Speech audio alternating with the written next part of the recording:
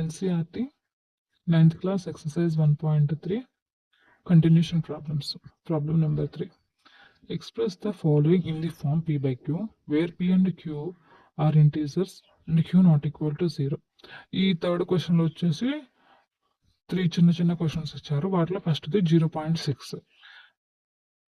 వీటిని P by Q form లోకి రాయమంటున్నారు. అయితే దీనిలో 2 మెథడ్స్ ఉన్నాయి. ఒకటి వచ్చేసి కాంపిటీషన్ మోడల్ కి యూజ్ అవుతుంది, కాంపిటేటివ్ ఎగ్జామ్స్ కి వాటికి. ఇంకోటి వచ్చేసి స్టడీ పర్పస్, అంటే ఎవరైతే స్కూల్ వీళ్ళకైతే ఎగ్జామ్ పాయింట్ ఆఫ్ వ్యూలో యూజ్ అవుతుంది. ఫస్ట్ 0.6 బార్ అంటే ఎట్లా రాసుకుంటాము? 6/9 రాస్తాము. ది 3 టేబుల్తో క్యాన్సిల్ చేస్తే 2/3 వస్తుంది. ఆన్సర్ 2/3. అది ఇంకో మెథడ్ చూద్దాము. మనం ఇచ్చిన దాన్ని let x is equal to 0.6 అనుకోండి, 6 బార్ x అనుకోవాలి. దాన్ని x is equal to bar remove చేస్తే, బార్ అంటే ఏంటి? కంటిన్యూషన్. ఈ 6 అనేది రిపీట్ అవుతూ ఉంటది అనమాట. సో నేను 0.666 గా రాసుకున్నా. దీన్ని ఏం చేయాలంటే ఇచ్చిన దాన్ని multiply with 10 on both sides. 10 తో మల్టిప్లై చేయాలన్నమాట బోత్ సైడ్స్ కూడా. మల్టిప్లై చేస్తే 10x is equal to 6.666 రాశాను. ఇప్పుడు దీన్ని సపరేట్ గా చేద్దాము. 6 + 0.66 గా రాసుకోవచ్చు కాబట్టి ఇట్లా రాసుకున్నాను. ఇప్పుడు 0.666 అంటే ఏంటి? x అన్నమాట. అందుకని దీని ప్లేస్ లో మనము ఇక్కడ ఉంది కదా, ఇక్కడ x పెట్టాను. ఇప్పుడు ఈ x ని లెఫ్ట్ హ్యాండ్ సైడ్ కి తీసుకెళ్దాము. 10x - x is equal to ఎంత? 6. 10x - x 9x. 9x is equal to 6. x is equal to 6/9. ఈ మూడో థర్డ్ టేబుల్లో పోతుంది కాబట్టి క్యాన్సిల్ చేస్తే 3 2s 3 3s అనమాట. So x is equal to 2/3. Second problem వచ్చేసి 0.47 కి మాత్రమే బార్ ఉంది కాబట్టి 40 ఇలా ఉన్నప్పుడు 47 - 4 రాస్తాము. డివైడెడ్ బై బార్ ఒక నెంబర్కే ఉంది కాబట్టి 9, ఇంకొక డిజిట్ కూడా ఉంది కాబట్టి 0 రాస్తాం డినామినేటర్ లో. సో 47 - 4 43. 43/90. దీంట్లో ఏమైనా క్యాన్సిల్ అయితే క్యాన్సిల్ చేసేసి రిమైనింగ్ ఆన్సర్ రాస్తాము. సో దీనిలో క్యాన్సిల్ అయ్యేది ఏం లేదు కాబట్టి అదే ఆన్సర్ అవుతుంది. ఇది షార్ట్ కట్ మెథడ్. అదే ఫుల్ గా రాయాలి అనేసి అంటే ఇది వచ్చేసి మెథడ్. ఇచ్చిన దాన్ని let x is equal to 0.47 అనుకుంటాము. 47 బార్, 7 కి బార్ ఉంది కాబట్టి 7 కి బార్ ఉంది కాబట్టి అంటే 7 రిపీట్ అవుతూ ఉంటది అనమాట. సో 7 ఎన్ని టైమ్స్ అయినా రాసుకోవచ్చు. ఇక్కడ నేనైతే 3 టైమ్స్ రాసాను. ఇచ్చిన దాన్ని ఏం చేయాలి? Multiply with 10 on both sides. 10 తో మల్టిప్లై చేస్తే 10x is equal to 4.777. Okay. Next equation 2 ను ఈక్వేషన్ 2 లో నుంచి ఈక్వేషన్ 1 ని సబ్ట్రాక్ట్ చేద్దాము. 10x - x is equal to 4.77 - 0.477. Subtract చేస్తే 9x is equal to 4.3 వస్తుంది.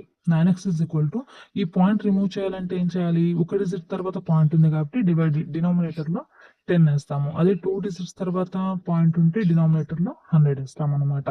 ఎన్ని డిజిట్స్ తర్వాత పాయింట్ ఉంటుందో అన్ని డిజిట్స్ తర్వాత అక్కడ డినామినేటర్ అన్ని జీరోస్ పెట్టుకుంటాము.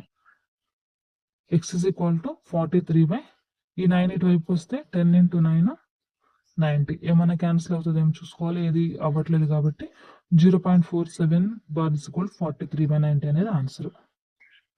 నెక్స్ట్ వచ్చేసి 0.001 bar.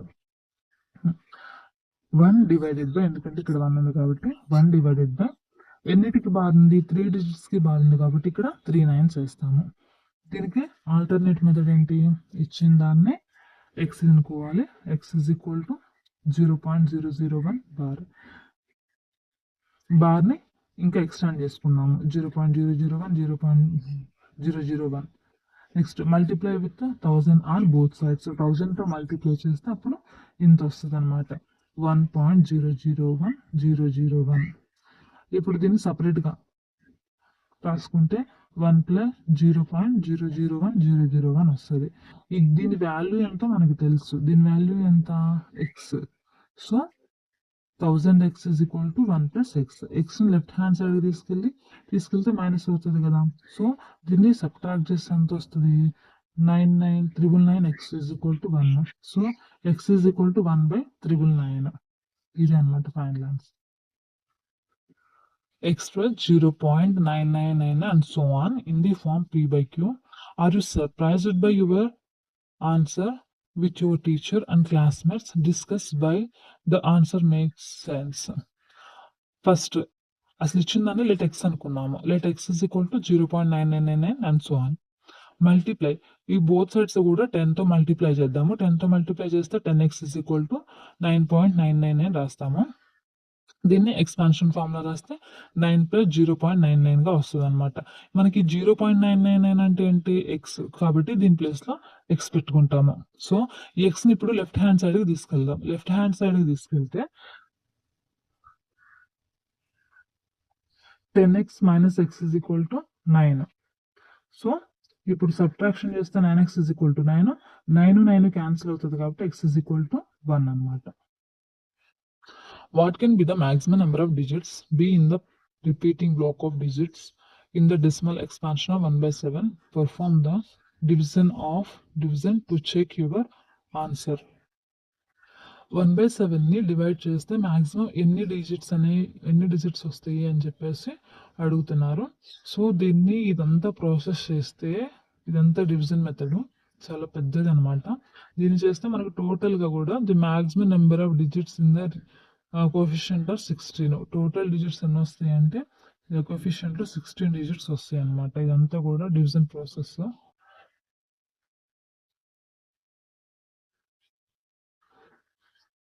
Look at several examples of rational numbers in the form P by Q, where P and Q are integers with no common factors other than 1 and having terminating decimal representations.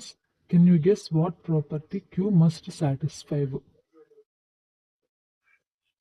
P by Q form లో ఉన్న కొన్ని rational numbers తీసుకోమన్నారు. అయితే P and Q కి ఒకటి అనేది common గా ఉండొచ్చు. ఒకటి కాకుండా వేరే ఏ డిజిట్ కూడా కామన్ గా ఉండకూడదు అనమాట. కామన్ మల్టిపుల్ ఫ్యాక్టర్ గా ఉండకూడదు. అట్లాంటివి కొన్నిటిని ఎగ్జాంపుల్ గా ఏమంటున్నారు. ఇవ్వండి, ఇవైతే కొన్ని ఎగ్జాంపుల్. 1/2, 1/4, 7/8, 37/25, 3/5, 13/20. ఇవి కొన్ని examples. Write 3 numbers whose decimal expansions are non-terminating, non-recurring. దీనికి ఆన్సర్ వచ్చేసి numbers with non terminating non recurring decimal expansions are known as irrational numbers అంటాము. అంటే ఏవైతే నాన్ టర్మినేటింగ్ నాన్ రికరింగ్ అంటామో వాటన్నిటిని ఇర్రేషనల్. అవి ఏంటి అంటే వెళ్తూనే ఉంటాయి అనమాట. They go on forever without repeating a pattern అనేది రిపీట్ అవ్వకుండా వెళ్తూనే చేసే కొద్ది వెళ్తూనే ఉంటాయి. వీటికి వచ్చేసి కొన్ని ఎగ్జాంపుల్. పై అనేది ఒకటి, √2, √3 ఇవి వచ్చేసి దీనికి ఎగ్జాంపుల్స్ అనమాట. Next, find 3 different rational numbers between the rational numbers 5/7 and 9/11. ఈ రెండింటికి మధ్యలో ఉండే ఒక 3 ఇర్రేషనల్ నెంబర్స్ ఏంటో చెప్పమంటున్నారు. 5/7 సాల్వ్ చేస్తే ఇది వస్తుంది, 9/11 ఇది. ఈ రెండింటికి మధ్య ఉండే 3 ఇర్రేషనల్ నెంబర్స్ అంటే ఇదిగోండి.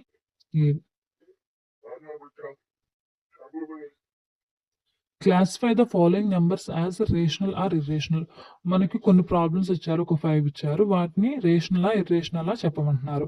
√23 అనేది రేషనలా కాదా అంటున్నారు. √23 అనేది ఇర్రేషనల్. ఎందుకంటే ఇది రూట్ లో ఉంది, రూట్ లో నుంచి దీన్ని మనం బయటకు తీసుకురాలేం కాబట్టి. నెక్స్ట్ 225 అంటే 15 × 15. సో 15 స్క్వేర్ రూట్ క్యాన్సిల్ అయితే 15/1 ఉండిద్ది. సో ఇది రేషనల్ నెంబర్. నెక్స్ట్ 0.3796 ఇది కూడా రేషనల్ నెంబర్ ఏనండి, అండ్ టెర్మినేటింగ్ నెంబర్ కూడా. నెక్స్ట్ 7.478478 ఇది rational number and it is non terminating.